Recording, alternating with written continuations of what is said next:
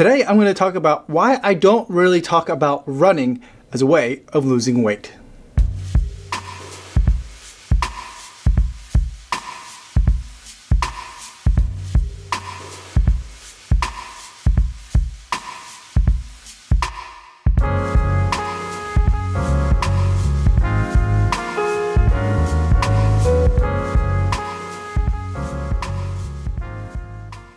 .36 miles, 9 minutes, 56 seconds per hour, 136 beats per minute today on what was supposed to be a nice and easy recovery run, made a little bit more difficult than intended and a little bit slower than intended because of the very icy and uneven footing that was out there along the lakefront path here in Chicago.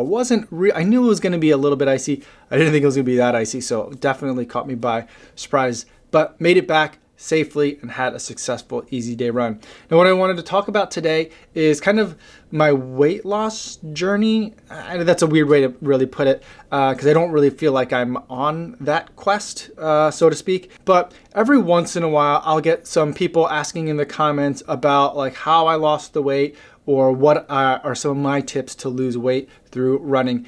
And I think it could be a variety of reasons why that happens, but I think it typically tends to happen when people start watching some of my videos and then YouTube suggests other of my older videos for them to watch, and you could see a change in kind of like what I look like over the course of the past, I guess 5 years now since I've been filming myself. Now, back then, I was weighing about 40 pounds more than I weigh now. I was in like the mid 180s. I'm 5'11". And so I was pretty, not heavy, but a little bit bigger than I think I needed to be. My running buddy had suggested that we should run. He was just my buddy at that point.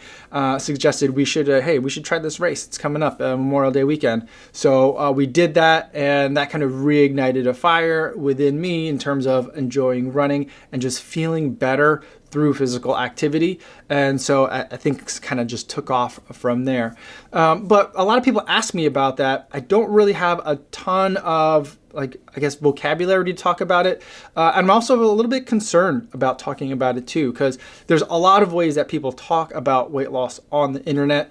A lot of it good, a lot of it, even more of it, I would say, is not so good. For me, the way that I tend to like to approach this is that I don't like to think of it as using this as a way to lose weight. I look at it as this is a great way to feel better about yourself, feel better about yourself physically, feel better about yourself psychologically, to feel like you have more energy throughout the day. Those are the kinds of things that I look for.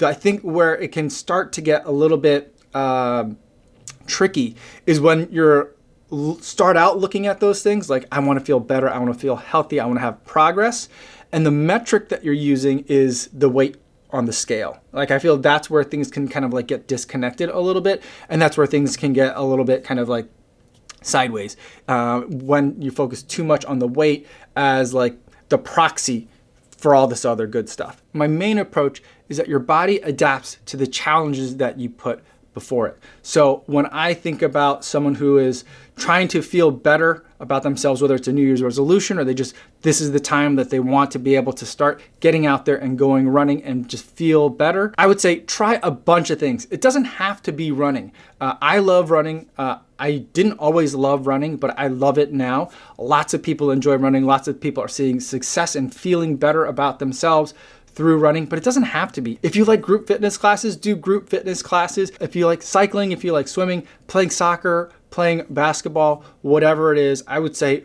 focus on that. You don't necessarily have to change your sport in order to feel better, to be more fit. But I do think that one of the things that needs to be a part of using physical activity to improve your fitness is there needs to be some measurable way of tracking your long-term progress, whether it's week to week, month to month, season to season, and year over year. And I do think that running is very well suited for that kind of tracking or gamification, if you want to call it that, of your progress.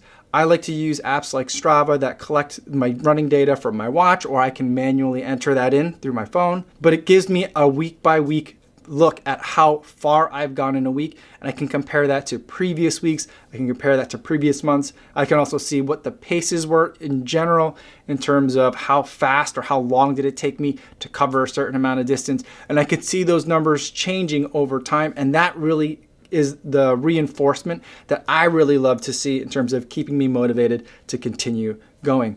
And then from that point, I think that there should be regular ways that you can periodically test yourself. And again, running, I think, lends itself really well to that too, because, well, normally we can compete in races. These days we can compete in time trials, solo events that we could do on our own, or virtual racing events where we can not only see how fast can we complete a 5K, a 10K, maybe even a half marathon or marathon, but also we can on a weekly basis think about our workout, our more tougher or more difficult, more strenuous run. How well are we tackling that weekly activity or that monthly activity? I think that's another way. Not only can you check your progress, but it also gives you a longer term goal to shoot for, so you can develop a sort of training plan, like a day by day, week by week training plan in terms of what your physical activity, in this case running, is going to be. But also it gives you a chance to let you listen to your body. And so that, I think, for me was when I realized that I was really unlocking my fitness and changing in a positive way, is that I wasn't like running to lose calories. I wasn't thinking about that, but I was now, because I was running so much, using my desire to do well in this aspect of my life to change other aspects of my life that were over here. So I had a lot of my long runs on Saturday mornings very early in the day. This was back a couple summers ago, where I wanted to make sure I got my run in before it got too hot. And so to do a successful early morning Saturday run, that meant on Friday night, I couldn't spend the entire evening out drinking with all my friends. So that was one thing that I could still participate and hang out and be social. I just wasn't good getting after it quite so hard. And that was one of the ways that I think really changed my overall fitness and my overall health. And then from then on, I continued listening to my body and thinking, like, on a week by week basis, I feel like I need to be fueling better. You change thinking about food as something that you're rationing for yourself or kind of like holding back for yourself. And instead you're thinking about, how can I use food as fuel to do and achieve all the things that I want to achieve? And so from 2016 to like end of 2017, as when I lost the most dramatic amount of weight, it was probably a little bit over 30 pounds within about a 12 to 15 month period. At no point in any of that time was I ever counting calories or like reducing intake or worried about what I was taking in. On the opposite end, what I was worrying about is, was I getting in enough stuff to fuel the activities that I wanted to do, not only on the weekend as a weekend warrior, but throughout the week, as well as I was trying to maintain a habit and having fun while I was out there. And quickly my body adapted to the challenge that I was asking of it. And so where I'm at now, I've been right around kind of like the 145 pound range. I get a little bit lower than that when I'm heavily training and getting ready for kind of like my big race or races of the year. But I'm usually kind of like in the 145 to like a little bit under 150 category generally. And it's not ever a weight that I have kind of picked or shot for or aimed for. It just seems to be kind of the natural equilibrium that my body seems to be at for me to eat what I feel like I need to eat to fuel the activities that I want to fuel. And this is just kind of where I ended up. And I think that's probably the best kind of advice that I could give to people who are looking at running to improve their fitness and to lose weight, which I think is a valid goal as well, is to do it not with a specific number in mind, but do it with a certain level of activity in mind. I know that could be hard if you're at kind of at the front end of all this, but I feel like that's going to be the way that you can have a much healthier relationship with physical activity and your food and your weight.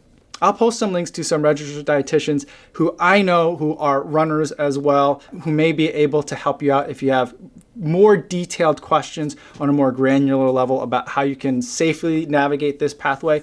But I just wanted to talk to you guys today about kind of my experience on weight and running, and also kind of explain why it's not really something I put up at the forefront of this channel. So that's all I have for today, everybody. Thanks so much for making it all the way to the end of the video. Hopefully you guys are staying safe out there on your runs, and I'll see you in the next one. Yo, what's going on?